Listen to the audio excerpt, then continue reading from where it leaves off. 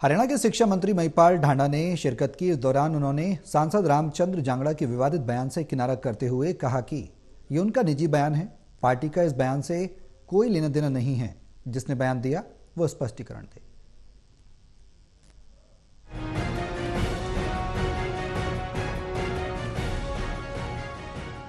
रोहतक के वैश्य संस्थान के सभागार में आयोजित प्रधानमंत्री नरेंद्र मोदी की 122वीं मन की बात कार्यक्रम में हरियाणा के शिक्षा मंत्री महिपाल सिंह ढांडा ने शिरकत की। इस कार्यक्रम में बीजेपी की जिला रोहतक के कार्यकर्ताओं और नेताओं ने भी भाग लिया। कार्यक्रम खत्म होने के बाद महिपाल ढांडा ने पत्रकारों से बातचीत करते हुए कहा, आज प्रधानमंत्री नरेंद्र मोदी की 122वीं मन की बात कार्यक्रम था, जिसको लेकर सभी बीजेपी के लोगों में जोश देखने को मिला। प्रधानमंत्री ने हरियाणा का भी जिक्र किया। माननीय प्रधानमंत्री जी का 122वां आज ये मन की बात का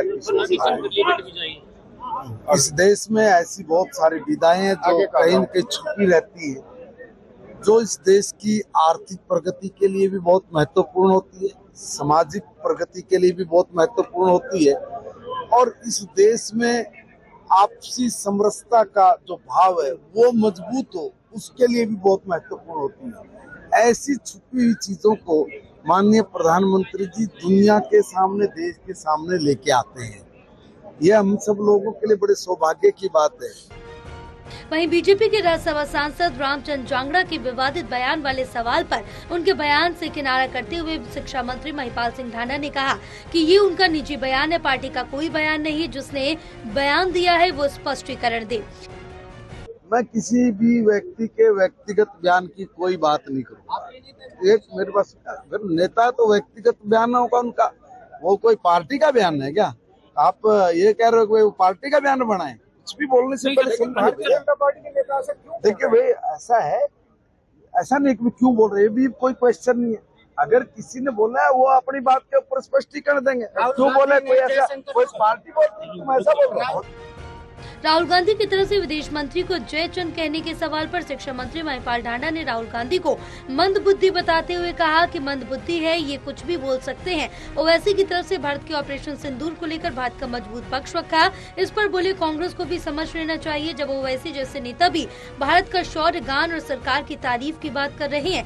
कांग्रेस में इतना हौसला और दम नहीं है। अटल बिहारी वाजपेयी ने भी बांग्लादेश को अलग देश बनाने के समय उस समय की प्रधानमंत्री इंदिरा गांधी को कहा था कि तुम दुर्गा बनकर देश के दुश्मनों का विनाश करो। आज भी कुछ लोग हैं जो समझते हैं, मगर जो नहीं समझते वे मंदबुद्धि हैं।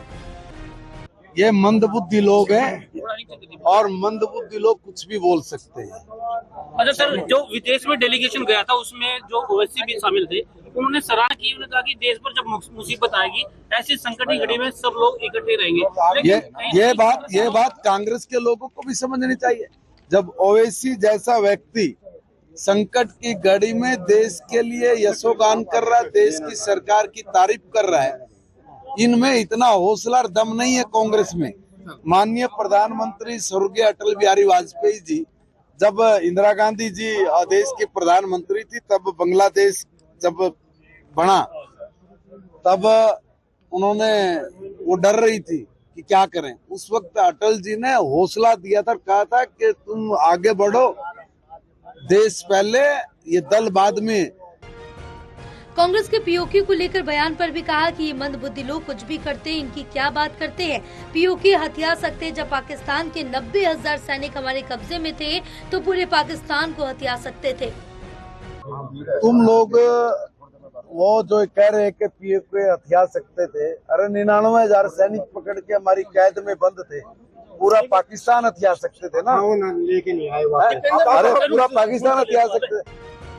बहरहाल सांसद रामचंद्र जांगड़ा के विवादित बयान से हरियाणा की सियासत तो गरमाई हुई है।